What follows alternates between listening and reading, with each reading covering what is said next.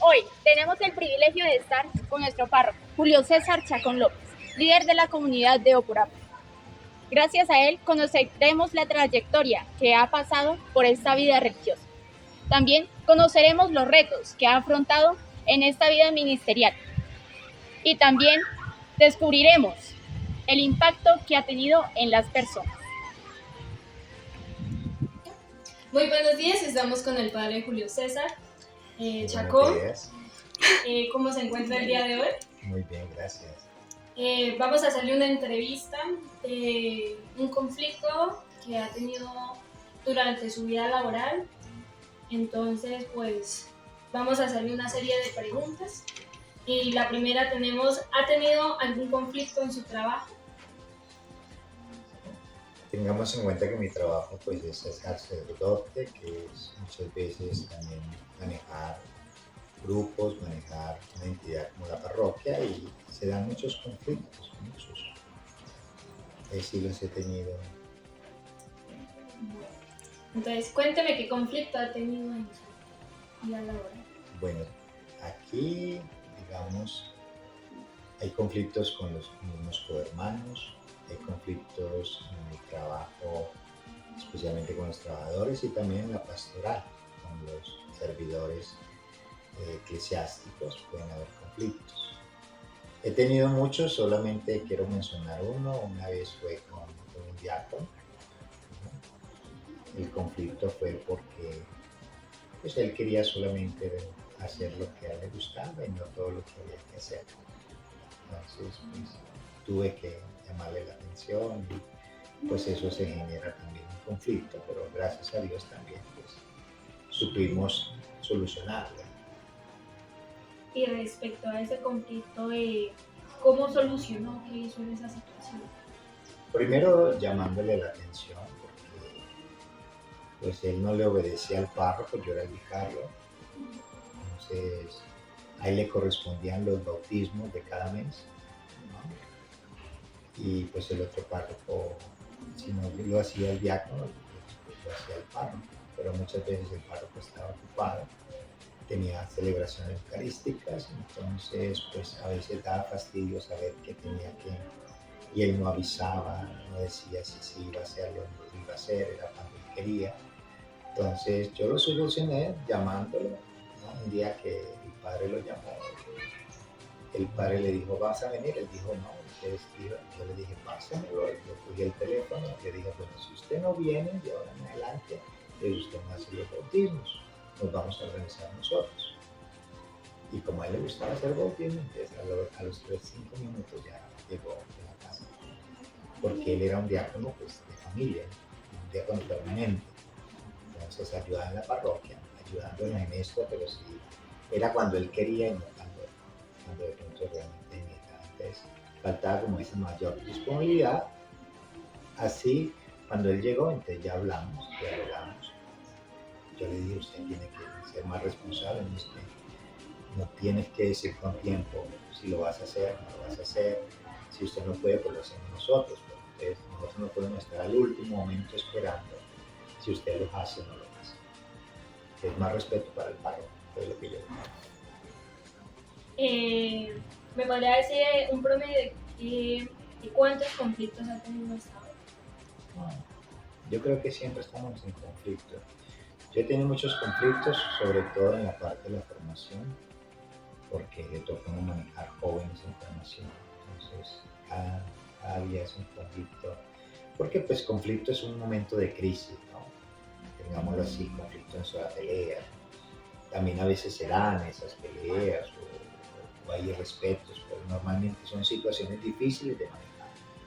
Entonces, yo creo que se podría decir que 30 son poquitas, ¿sí? Porque nosotros estamos siempre en el trabajo que hacemos, pues, metidos en conflictos, digamos así, sean en los ambientes que trabajamos, sea también por la gente que asistimos. que muchas veces vienen pues, con problemas, conflictos, y ayudarles también a resolver. Como una, otra pregunta es, ¿qué experimentó o cómo se sintió en esa situación de conflicto? Hay conflictos, los más graves, muchas veces no es fácil, porque uno piensa mucho para actuar.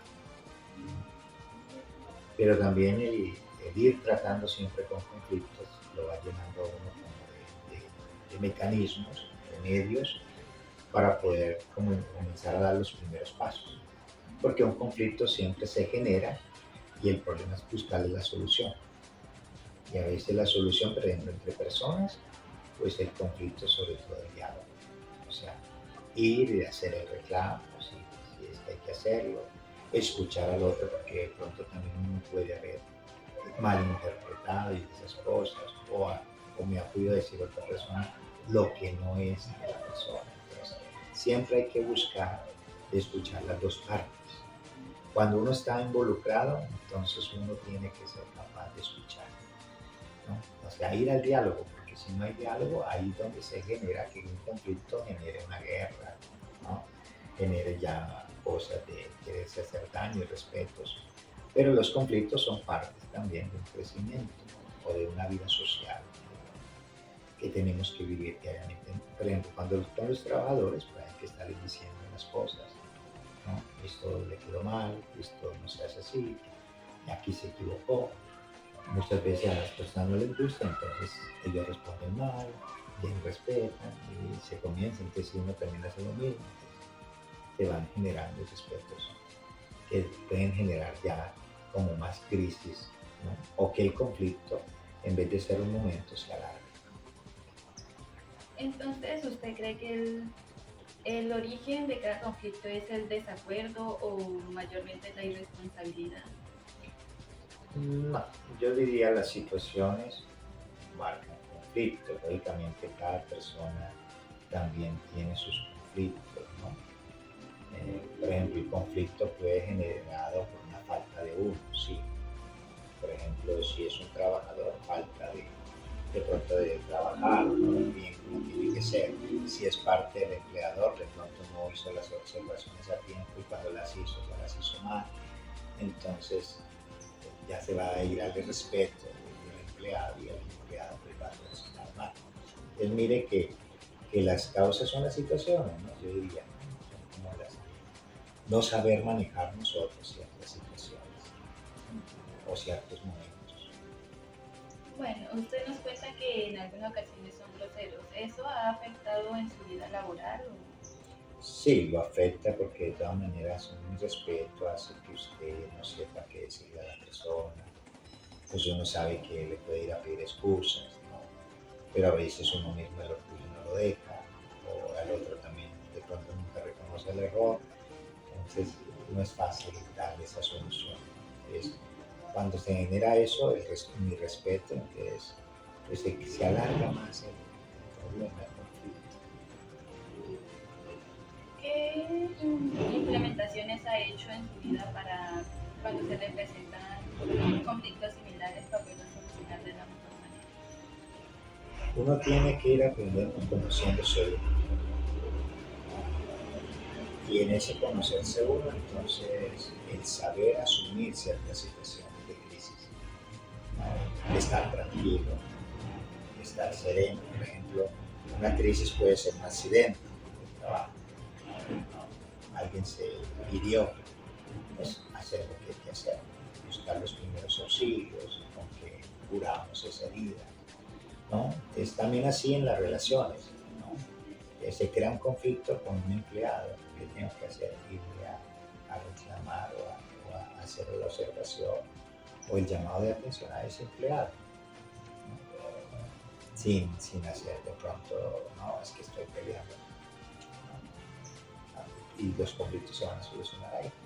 Otras veces se generan problemas mayores porque de pronto ese conflicto no se supo solucionar personalmente. Pues, ya se volvió comunitario, ya se volvió de todo el ambiente, entonces generan otros problemas porque todo el mundo le agrega algo al conflicto. ¿Cómo reaccionaría usted si el conflicto se llega a salir de control? buscar una solución de controlar, ¿no? Y yo creo que la solución mayor es el diálogo, ¿no? La confrontación del problema, de lo que ha generado la causa que ha generado el problema. Y aceptar también pues, las equivocaciones en el proceso de conflicto. Y si la otra persona no quiere llegar a un diálogo, Cuando no se quiere llegar a un diálogo, entonces, por ejemplo, en una empresa, como por ejemplo puede ser una parroquia, pues hay normas, ¿no? Tanto para el empleador como para el trabajador. Entonces se va por la norma, ¿no? Por ejemplo, uno llama a una observación, hace una observación verbal, ¿no? Pero cuando el otro no quiere escuchar, entonces la tiene que hacer escrita para que tenga más peso, ¿no? ¿Sí? Entonces uno ya se va a esos medios que no son los más indicados porque uno trata siempre de solucionar las cosas de la mejor manera, ¿no? Y porque a veces no necesita ir mucho allá. ¿Por qué van más allá? Por la imperfección de nosotros, del uno del otro, el orgullo que no deja, la falta de humildad, ¿no? Para poder decir, no, eso no tiene que ir a mayores, ¿no? Los conflictos, todos los días estamos en conflicto, pero el problema es cuando se vuelve un conflicto que se nota, ¿no? Es porque no le hemos sabido manejar, pienso yo. bueno, padre, y para culminar con esta entrevista, ¿qué consejos daría usted para que el público pueda reaccionar ante un conflicto? La calma, la sensatez y la disposición a entender que la vida está llena de conflictos. O sea, porque muchas veces nosotros no queremos vivir en una paz tranquilizante, y paz tranquilizante no hay. El mismo crecer de un ser humano es entrar en conflicto. Nace y entra en un ambiente diferente, ya está en conflicto. Tiene que tener el conflicto de caminar, de ver, de hablar, ¿no? Y después ser dominado, por ejemplo. Eso es un conflicto que creo que lo tenemos todos. No queremos someternos a la autoridad, a una obediencia, a un escucha. Entonces, cuando no seguimos eso, pues nos vamos a crear conflictos que de pronto no tengan solución. Es necesario, yo diría, obedecer, es una de las cosas importantes. Y escuchar, yo lo pondría también, que eso lleva al diálogo. Bueno, pues les damos un agradecimiento muy grande a nuestro padre Julio por responder a nuestras preguntas sobre el conflicto laboral. Muchas gracias. Muchas gracias a ustedes. Paz y serenidad es lo que ha dicho el padre Julio César Chacón con respecto a los conflictos. Debemos dominarnos, no dejar que las emociones sobrepongan a la situación. Muchas gracias a todos los que miraron esta entrevista.